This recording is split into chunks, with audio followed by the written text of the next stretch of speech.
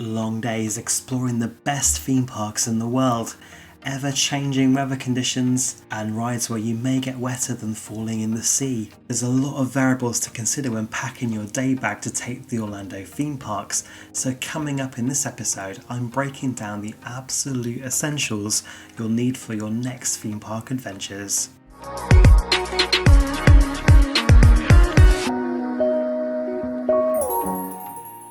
Hey, this is Stu for Out and Back Travel. I make videos to help you with your theme park trips.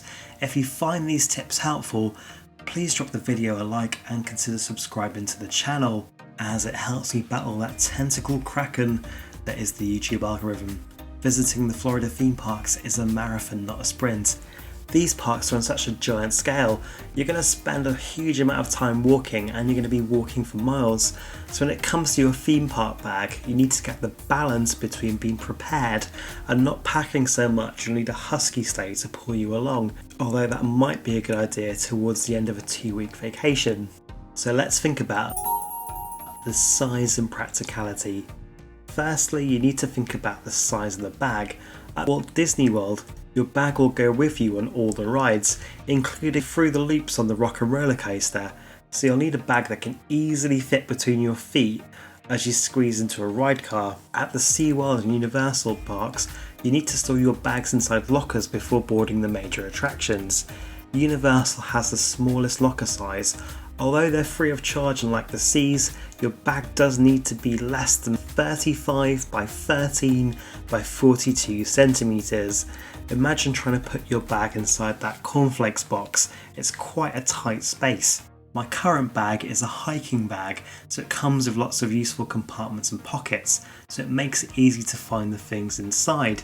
But maybe think about bringing some Ziploc bags, as these are not only useful for organising things, but they can keep electronics safe from getting wet on the water rides or in a rain shower. Definitely pack the essentials though. When packing for a day in Orlando parks, you really need to ensure that you have your sunscreen, and that's a non-negotiable. As I've got older, I've started to take a small pharmacy with me everywhere I go. Try and avoid taking everything though. You want to keep it as light as possible.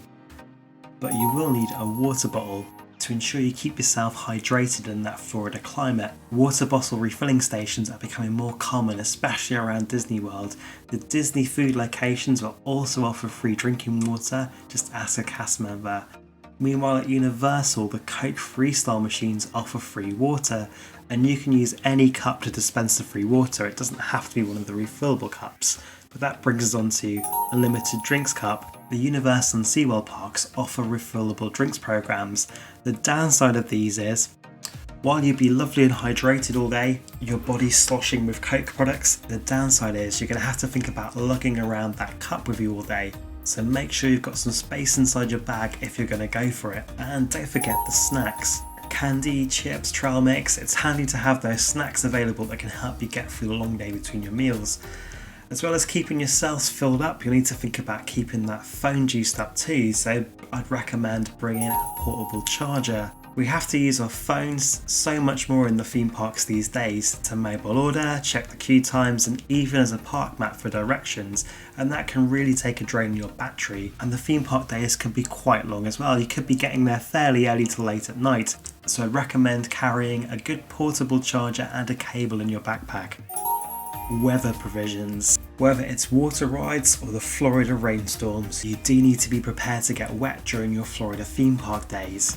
Disposable ponchos are always handy, especially if you buy them before you get to the theme parks. As they are usually the size of a small marquee, they can be practical for keeping your bag dry too in a tropical downpour. On my last trip to Orlando, instead of a poncho, I took a foldable rain jacket with the idea I could reuse it and that it would cost less than a couple of disposable ponchos. I also took a change of shoes for the water rides at Islands of Adventure, which are mild waterboarding on the wetness scale. You have to wear shoes for safety, and there's nothing worse than having to walk around with wet shoes for the rest of the day, which can start to rub your feet and cause injuries, etc. So I purchased an aqua shoe or a water shoe.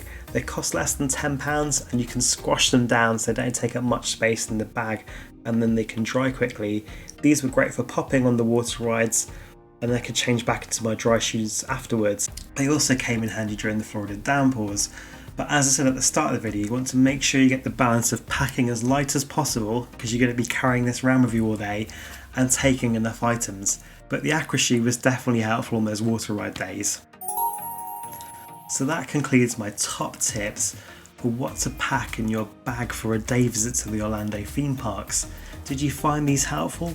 Is there any item I missed? What do you have in your theme park bag? Let me know in the comments below. And as always, stay safe on the way out and back.